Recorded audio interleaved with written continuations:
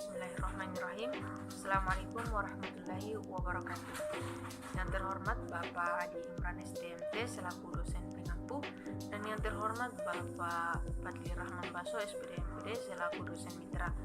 Puji dan syukur senantiasa kita panjatkan kehadirat Allah Subhanahu wa Ta'ala, karena atas nikmat serta rahmatnya lah yang senantiasa berikan kepada kita semua sehingga kita masih sempat bertemu walaupun hanya secara daring. Tak lupa pula salam serta salawat senantiasa kita haturkan kepada junjungan kita Nabi Muhammad SAW. Sebelumnya, perkenalkan, nama saya Asti Mawarni selaku moderator perwakilan dari kelompok 5. Pada kesempatan hari ini, kelompok 3 yang terdiri dari Arinda Heksa Putri Marsyanda sebagai pemateri pertama, Miftahul Hairiyah sebagai pemateri kedua, Nurhayi Musdira sebagai pemateri ketiga, Nadat Sarasid sebagai pemateri keempat, Ahmad Radif Ridawi sebagai pemateri kelima, Sidrayanti sebagai pemateri ke-6, AM Ikhwan Alifka sebagai pemateri ke-7, Nora Ainun Najibah sebagai pemateri ke-8, dan Muhammad Nurfosi sebagai pemateri yang terakhir. Pada kesempatan hari ini, kelompok 3 akan membahas materi mengenai fungsi khusus. Baiklah, saya persilahkan kepada pemateri pertama untuk menyampaikan materi. Perkenalkan, saya Arinda Heksa Putri Marsyanda sebagai pemateri pertama akan menjelaskan mengenai definisi fungsi dan fungsi khusus. Jadi untuk definisi fungsi yaitu merupakan suatu relasi yang menghubungkan setiap anggota X dalam suatu himpunan yang disebut daerah asal atau domain dengan tepat satu anggota dari suatu himpunan yang beranggotakan Fx atau biasa disebut daerah kawan atau kodomain. Fungsi bisa juga disebut pemetaan atau transformasi. Jadi fungsi dinotasikan dengan fungsi F memetakan himpunan A ke himpunan B. Selanjutnya, definisi fungsi khusus, yaitu merupakan suatu fungsi yang memiliki ciri khusus. Suatu fungsi dapat disajikan dalam bentuk diagram panah. Contohnya dapat dilihat pada slide. Nah, pada himpunan A itu merupakan daerah asal atau domain, dan B merupakan daerah kawan atau kodomain. Jadi di sini terdapat 3 contoh diagram panah, di mana di diagram pertama dan ketiga merupakan contoh diagram yang benar. Sedangkan diagram kedua merupakan diagram yang salah karena terdapat anggota domain yang mempunyai lebih dari satu pasangan anggota kodomain. Mungkin itu saja penjelasan mengenai definisi fungsi dan definisi fungsi khusus. Selanjutnya saya persilahkan ke pemateri kedua. Terima kasih. Baiklah, saya akan melanjutkan materi yang telah dibacakan oleh teman saya, yaitu ada beberapa fungsi khusus. Sebagai berikut: fungsi lantai atau floor function, kedua fungsi atap atau ceiling function, 3 fungsi modul, 4 fungsi faktorial, kelima fungsi eksponensial, keenam fungsi logaritmik, ketujuh fungsi rekursif. Fungsi lantai, floor function, definisi fungsi yang memetakan bilangan real ke bilangan bulat terbesar yang lebih kecil atau sama dengan X. Notasinya itu X sama dengan N, N lebih kecil dari X, lebih besar dari N tambah 1. Contoh, berdasarkan definisi 51, terletak di antara bilangan huruf 5 lebih kecil dari 5,1 lebih besar dari 6. Oleh karena itu, indeks 5,1 sama dengan 5. Contoh kedua, min 2,8. Berdasarkan definisi min 2,8 terletak di antara bilangan huruf min 3 lebih kecil dari min 2,8 lebih besar dari min 2. Oleh karena itu, min 2,8 sama dengan min 3. Terima kasih. Perkenalkan, nama saya Nurhayi Musdira saya akan melanjutkan materi yaitu fungsi atap atau ceiling function. Definisinya yaitu fungsi yang memetakan bilangan real ke bilangan bulat terkecil yang lebih besar atau sama dengan X. Notasinya yaitu X sama dengan N tambah 1, X lebih kecil daripada N dan lebih besar sama dengan N tambah 1.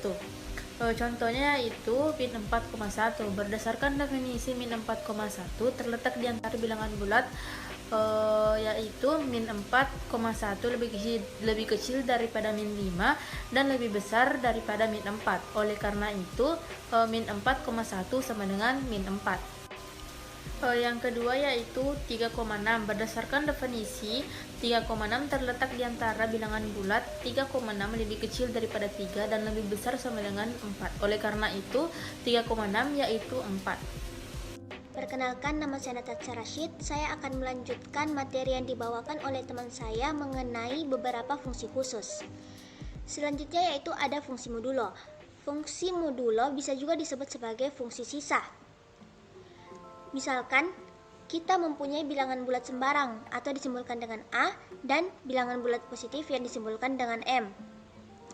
Di sini A dapat berupa bilangan bulat positif maupun bilangan bulat negatif, tetapi M harus merupakan bilangan bulat positif. Fungsi modulo adalah fungsi dengan operasi mod. Dapat dituliskan seperti ini, A mod M, yaitu sisa pembagian bilangan bulat bila A dibagi M. Lebih rincinya yaitu A mod M sama dengan R sedemikian sehingga A sama dengan M kali Q tambah R dengan 0 lebih kecil dari R lebih kecil dari M. Catatan, di sini Q merupakan hasil bagi dari A dibagi M. Notasinya A dir M sama dengan Q. Sedangkan R merupakan sisa bagi dari A dibagi M. Notasinya A mod M sama dengan R. Selanjutnya yaitu contoh fungsi modulo atau fungsi sisa. 25 mod 7. A sama dengan 25, M sama dengan 7, sehingga A sama dengan M kali Q tambah R menjadi 25 sama dengan 7 kali Q tambah R, di mana 0 lebih kecil dari R, lebih kecil sama dengan R, lebih kecil dari M. Q merupakan hasil bagi dari A dibagi M, maka A dir M sama dengan Q menjadi seperti ini. Jika dimasukkan nilainya sama dengan Q, 25 bagi 7 sama dengan 3. R merupakan sisa bagi dari A dibagi M, maka A mod M sama dengan R. Jika dimasukkan nilainya menjadi seperti ini, R sama dengan 25 bagi 7 dan sisanya 4, memenuhi. Jadi 25 mod 7 sama dengan 4 karena nilai R positif dan lebih kecil dari nilai M, yaitu 7. Baiklah, hanya itu yang dapat saya sampaikan. Lebih dan kurangnya mohon dimaafkan. Wassalamualaikum warahmatullahi wabarakatuh. Perkenalkan, nama saya Ahmad Radif Ridawi akan melanjutkan materi yang telah disampaikan oleh saudari Natasha Rashid, yaitu fungsi faktorial. Definisi: fungsi faktorial merupakan fungsi permutasi dari bilangan bulat positif yang menggunakan notasi n faktorial. Faktorial akan mengalihkan bilangan dengan bilangan berikutnya hingga terakhir dikalikan angka 1. Notasi n faktorial 1 dengan sama dengan 0, 1 kali 2 kali 3 dan seterusnya sampai kali n kurang 1 kali n lebih besar dari 0.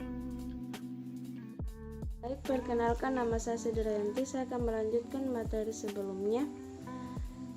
Sekarang kita masuk pada fungsi eksponensial. Definisinya, fungsi eksponensial merupakan fungsi berpangkat yang pangkatnya memiliki variabel. Jika biasanya fungsi memiliki basis berupa variabel dan pangkat atau eksponen berupa konstanta, maka fungsi eksponensial adalah sebaliknya. Notasinya A pangkat n sama dengan 1, n sama dengan 0, A kali A, n lebih besar 0. Fungsi logaritmik. Definisinya, fungsi logaritma adalah fungsi inverse atau kebalikan dari fungsi eksponensial. Jadi, jika fungsi eksponen dinyatakan dengan f dalam kurung X sama dengan AX, A lebih besar 0, A tidak sama dengan 1, maka inverse dari F dalam kurung X sama dengan AX, A lebih besar 0, A tidak sama dengan 1 ditulis dengan F-1 dalam kurung X sama dengan A log X atau Fx sama dengan A log X, A lebih besar 0, A tidak sama dengan 1. Notasinya Y sama dengan A log X jika dan hanya jika X sama dengan A pangkat Y. Perkenalkan, nama saya Mama Iwan Alifka. Saya akan menjelaskan tentang fungsi rekursif. Definisi fungsi V dikatakan fungsi rekursif jika definisi fungsinya mengacu pada dirinya sendiri.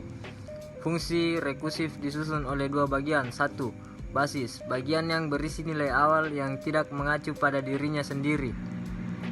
2. Recurrence, bagian ini mendefinisikan argumen fungsi dalam terminologi dirinya sendiri. Setiap kali fungsi mengacu pada dirinya sendiri, argumen dan fungsi harus lebih dekat ke nilai awal.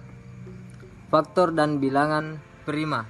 Definisi, bilangan yang habis dibagi oleh satu dan dirinya sendiri. Contoh bilangan prima 2,3, 5, 7, 11, 13. Contoh, faktor prima dari 24. Faktor untuk 24 sama dengan 1,2, 3, 4, 6, 8, 12, dan 24. Tetapi yang merupakan faktor prima dari 24 adalah 2 dan 3. Baik, saya Nur Ainun Najibah akan membahas tentang faktor persekutuan terbesar atau FPB. Faktor persekutuan terbesar atau dikenal juga sebagai persekutuan bilangan terbesar terhadap bilangan adalah bilangan bulat terbesar yang membagi setiap bilangan bulat. Contohnya, carilah FPB dari 24 dan 42. Cara menyelesaikannya yaitu yang pertama, kita cari faktor dari 24. Faktor dari 24 ialah 1, 2, 3, 4, 6, 8, 12, dan 24. Kemudian kita cari faktor dari 42, yaitu 1, 2, 3, 6, 7, 14, 21, dan 42. Kemudian kita cari faktor yang sama dari kedua bilangan.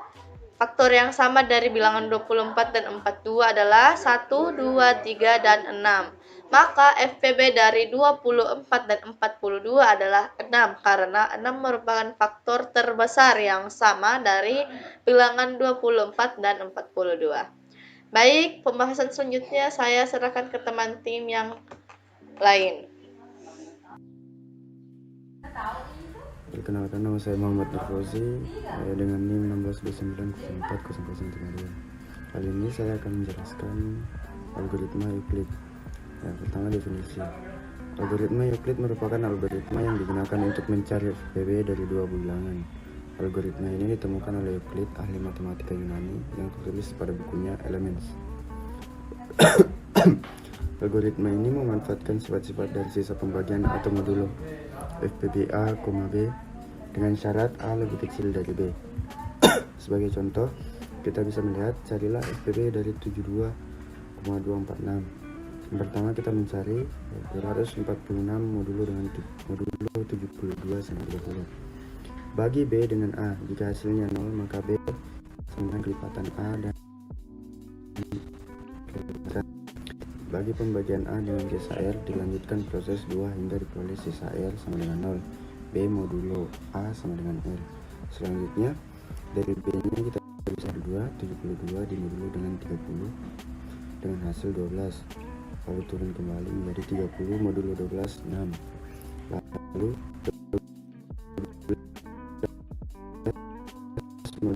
lakukan perulangan karena tidak mencapai hasil R sama dengan 0. Jadi FPB dari 72,246 sama dengan 6 ya. Baiklah, kita sudah mendengarkan penjelasan materi mengenai fungsi khusus yang dibawakan oleh kelompok 3. Sebelum saya menutup presentasi ini, izinkan saya menyampaikan kesimpulan dari materi yang dibawakan. Fungsi merupakan suatu relasi yang menghubungkan setiap anggota X dalam suatu himpunan yang disebut daerah asal atau domain, dengan tepat satu anggota dari suatu himpunan yang beranggotakan Fx, atau biasa disebut daerah kawan atau kodomain. Nama lain untuk fungsi adalah pemetaan atau transformasi. Sedangkan fungsi khusus merupakan suatu fungsi yang memiliki ciri khusus.